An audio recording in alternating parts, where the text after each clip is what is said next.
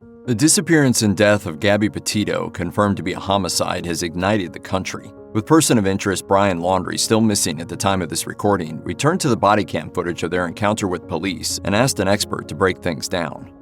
The bodycam footage of Laundrie and Petito was recorded by Moab police on August 12th and released on September 16th, 5 days after Petito was first reported missing. Since then, it's been the biggest tangible clue that the public has seen regarding what could have happened to Petito, an aspiring travel vlogger who was documenting the couple's travels in the western United States. The police encountered Laundrie and Petito after being called by a 911 caller who says he witnessed Laundrie slapping the 22-year-old Petito in the white van with Florida plates that the couple was traveling in. 2 months after the couple set off on July 1st, Laundrie came home alone and refused to talk to investigators about where Petito was.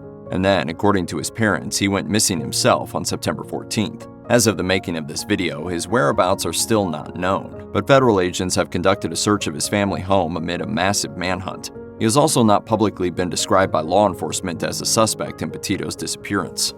Because there are so many unanswered questions, Grunge sought the input of world-renowned body language expert Mark Bowden to find out what he thought of Gabby Petito and Brian Laundrie's body language in the Moab police bodycam footage. In the footage, we see a stressed-out, visibly upset and crying Petito explaining to cops that she gets frustrated and has really bad OCD, obsessive-compulsive disorder. She also told the officer that she apologized to Brian Laundrie for what she described as mean behavior on her own part. I'm sorry that I'm so mean because sometimes I have OCD and sometimes I just get really frustrated. Later in the video, she said she was hitting him as he drove the van and that at one point he wouldn't let her in the van until she calmed down. For Laundrie's part, he acts as if the situation is minor, smiling as he describes the situation to police as a, quote, little disagreement and little squabble. Yeah, there's a few little things, little relationships. I don't know if you're in a relationship, but I'm sure I've been married for over 5 years now. There's a lot of little things. He tells police he told Petito that they should, quote, take a breather and get out of the van and walk away to get some space from each other. But Laundrie didn't describe himself as hitting Petito while outside of the van, which was what the 911 caller claimed he saw. We drove by and the gentleman was slapping the girl. He was slapping her? Yes. Laundrie does admit he pushed her to keep her away because she was already swinging and scratching him with her nails and rings. Still, Laundrie insisted that he cared about Petito, despite her violence towards him. But Bowden believes he sees through that narrative. I'm fine, and I love Gabby. I hope she doesn't have too many complaints about me. In an email, Mark Bowden summarized the situation as he sees it, saying, Petito immediately shows clear distress and negative emotions in her face to the police, but along with Laundrie, creates a narrative to minimize the severity of the situation and move more responsibility to her rather than him. Laundrie in general displays an air of calm and extreme compliance, creating friendly relationships with the officer, calling him buddy. Both are clearly looking to manage the perception of this severity in this event. Looking at the footage, that does seem to be true. The video captures an incredibly polite police interaction with plenty of apologies and apparent downplaying of a negative situation from both Laundrie and Petito. Laundrie repeatedly steers blame toward Petito for initiating the violent exchange, while Petito continually blames herself for the physical altercation. Bowden pointed out, right to the end of the exchange, Petito is still in distress, but Laundrie is calm and collected, leaning against his van. Before this, however, we see him give a low push-away gesture as he explains how he defended himself, after which he pulls twice on his shirt as an adapter gesture. According to the expert, that motion is a possible sign of deceit, especially considering witnesses who claim they saw him pushing her away and slapping her.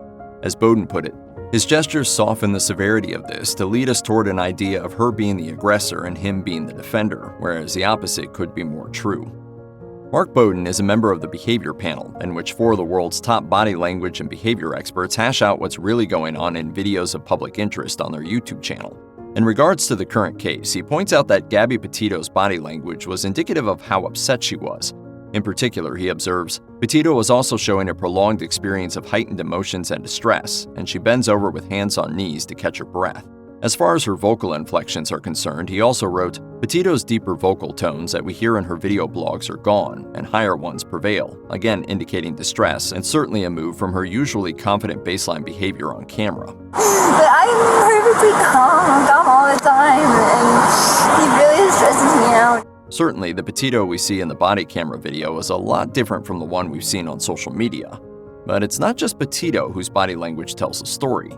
From the footage, it appears that Brian Laundrie could be working to make himself look like the person who is dealing with an unhinged partner. And Bowden sees a deeper meaning in Laundrie's version of what happened.